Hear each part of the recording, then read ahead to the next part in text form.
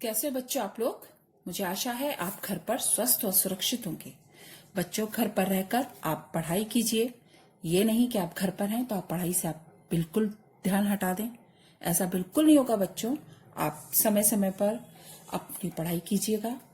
मैंने आपको पहले भी बोला था कि मुझे 7th A B कार्य बिल्कुल नहीं भेज रहे हैं। बी में तो मैंने देखा कि कुछ बच्चे, सभी तो नहीं लेकिन कुछ बच्चे अपना काम कर रहे हैं, लेकिन 7th A में सिर्फ एक प्रत्युष थापा जो मुझे समय समय पर अपना काम दे रहा है और बाकी बच्चे मुझे काम ही नहीं भेज रहे हैं।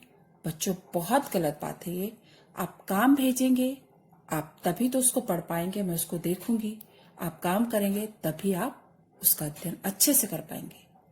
ठीक है बच्चों, आपको पता है कि मैंने अभी तक आपको हिंदी साहित्य के पाठ समझाए। अब मैं आपको हिंदी व्याकरण समझाऊंगी। आज हम उपसर्ग पढ़ेंगे। ठीक है बच्चों, उपसर्ग बहुत छोटा सा पाठ है। उपसर्ग,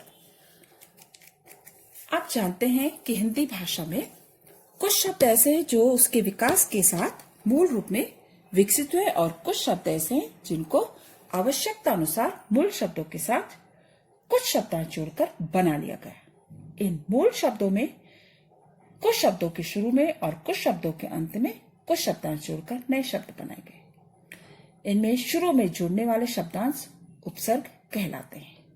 ये शब्दांश स्वतंत्र रूप से प्रयुक्त नहीं होते हैं, लेकिन शब्दों के साथ जुड़कर नए सार्थक शब्द बनाते हैं।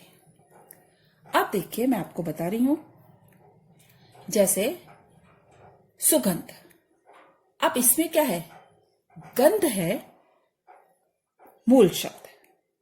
समझ में आया? गंध है इसमें मूल शब्द और सु हो गया इसमें उपसर्ग। तो एक नया शब्द बन गया। देश मूल शब्द है, उसके आगे उपसर्ग क्या जुड़ गया? उप। तो क्या हो गया? उपदेश।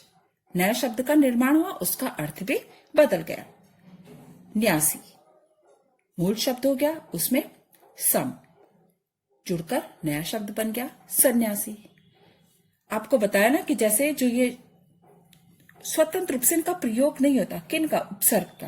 उपसर्ग वाले शब्द जो हम कहते हैं शब्दांश उपसर्ग कहलाते हैं, इनका स्वतंत्र रूप से प्रयोग नहीं होता।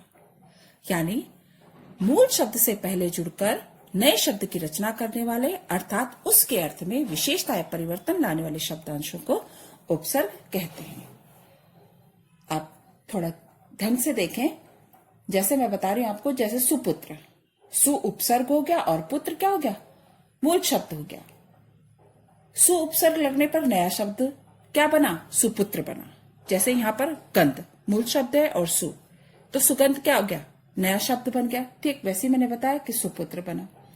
इसी क्रम में उपसर्ग को हम करते रहेंगे। तो मूल शब्द के आगे साधारण भाषा में आप देखें, मूल शब्द में जो जुड़कर पहले नए शब्द की रचना करने वाले, यानी मूल शब्द से पहले जुड़कर जो नए शब्द की रचना करते हैं या उसकी विशेषता बताते हैं, परिवर्तन लाते हैं, ऐसे शब्दांशों को हम उपसर्ग कहते हैं। उपसर्ग के भेद, यानी हिंदी में मुख्य रूप से 3 प्रकार के उपसर्गों का प्रयोग होता है। कौन कौन से हैं? संस्कृत के उपसर्ग जिसको हम तत्सम उपसर्ग कहते हैं, हिंदी के उपसर्ग जिनको हम तद्भव उपसर्ग कहते हैं, उर्दू, फारसी और अंग्रेजी के उपसर्ग जिनको हम आगत उपसर्ग कहते हैं। देखिए कुछ उदाहरण हैं। अति उपसर्ग हो गया, अर्थ उसका क्या हो गया? अति का अर्थ क्या होता है? बहुत, अधिक, आगे। ठीक है, अब हमने उपसर्ग जोड़कर शब्द बना दिए। अत्यधिक बहुत ज्यादा, अति उत्तम, अति उत्तम होता है अतिरिक्त, रिक्त मतलब खाली हो गया, रिक्त मतलब क्या होता है? खाली, और अति आगे जुड़कर क्या हो गया? अतिरिक्त। इसके अलावा हम कहते हैं ना अतिरिक्त।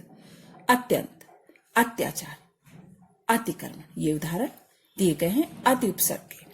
ठीक, अधि, अधि का अर्थ क्या है? ऊपर, ऊंचा, श्रेष्ठ, मुख्य। अब मूल शब्द क्या है इसमें? पति, कारी, देश, कार, इनके आगे हमने उपसर्ग जोड़ दिया अधि। अधिपति, अधिकारी, अध्यादेश, अधिकार। इससे क्या हुआ? नए शब्द का निर्माण हो गया। किसे? उपसर्ग जोड़कर। उपसर्ग, फिर एक बार ध्यान दो, उपसर्ग शब्द के पहले जुड़ते हैं। ठीक है, अब इसी तरह आप और उपसर्ग देखिए। अब देखिए उपसर्ग की तरह प्रयोग होने वाले संस्कृत के अव्यय भी होते हैं। ये देखिए, उपसर्ग हो गया इसमें अध्य, उसका अर्थ हो गया नीचे, अधपतन, उसका उदाहरण देखिए, अधोगति, अधोलिखित, अधोभाग, अधोमुखी। इसमें मूल शब्द क्या है? देखिए उदाहरण में देखिए, मूल शब्द क्या है? पतन, गति, लिखित, भाग, मुखी। ये क्या है? मूल शब्द है। लेकिन इसमें जब ये संस्कृत के अव्यय जुड़ गए, उपसर्ग की तरह जो प्रयोग होने वाले संस्कृत के अव्यय जुड़ गए अध्य, तो उसका अर्थ भी बदल जाता है। अध्यपतन, अधोगति, अधोलिखित, अधोभाग। ठीक है, इसी तरह आप देखिए हिंदी के उपसर्ग, तद्भव उपसर्ग कहते हैं। जैसे अ का अर्थ होता है अभाव, निषेध।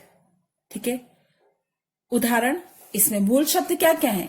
छूत, था, भागा, लग, अटूट। अब इसमें उपसर्ग क्या हो गए? अछूत शब्द बिल्कुल बदल गया। अथा, उसका अर्थ भी बदल गया। अछूत जैसे नया शब्द बना और उसका अर्थ भी बदल गया। अथा, बहुत ज्यादा। अभागा, जिसको हम कहते हैं किस्मत खराब है, बहुत अभागा, उस तरीके से अलग होना। पहले लग, लग का अर्थ मतलब किसी चीज में लगना, और अ जोड़कर जब उसका अभाव, उसकी कमी हो गई, तो वो बिल्कुल उसका अर्थ का बदल गया कि अलग हो गया। अटूट, टूट मतलब किसी चीज का टूट कर गिरना, कोई चीज टूट जाती है, अटूट, तो हम बोलते हैं न टूटने वाला। देखा आपने कि बिल्कुल उसका अर्थ ही बदल गया। इसी तरह उर्दू, फारसी और अंग्रेजी के उपसर्ग। उपसर्ग हो गया अल, उसका अर्थ हो गया निश्चित, जल्दी। अलमस्त, अलबत्ता, अलबेला, अल सुबह, अलविदा। एन, ठीक, पूरा। उदाहरण क्या हो गया? एन वक्त, एन मौका। हम बोलते हैं ना, जैसे अल का अर्थ क्या? अल शब्द क्या है? ये उपसर्ग बताया, उसका अर्थ क्या है? निश्चित और जल्दी। अल मस्त होकर, है ना, मस्त होकर मतलब निश्चित होकर मस्त है वो। अलबत्ता, हम कहते हैं ना कि अलबत्ता ऐसा ना हो जाए। अलबेला, बेला का मतलब वैसे क्या हो गया? सुबह का साइन, है ना। अलबेला, अल सुबह, अधिक सुबह, जल्दी मतलब जिसको बोलते हैं निश्चित, जल्दी वाला सुबह। अलविदा करना, विदा करना, अलविदा करना। ठीक, एन, ठीक, पूरा। एन वक्त पे, हम कहते हैं ना एन वक्त पे, ऐसा काम कर रहा था, एन वक्त पे वो आ गया, एन मौके पर। ठीक मतलब उससे उसी समय। कम, उसका अर्थ हो गया थोड़ा, कमजोर। मूल शब्द क्या है इसमें? जोर, अक्ल, उम्र, दाम, खर्च।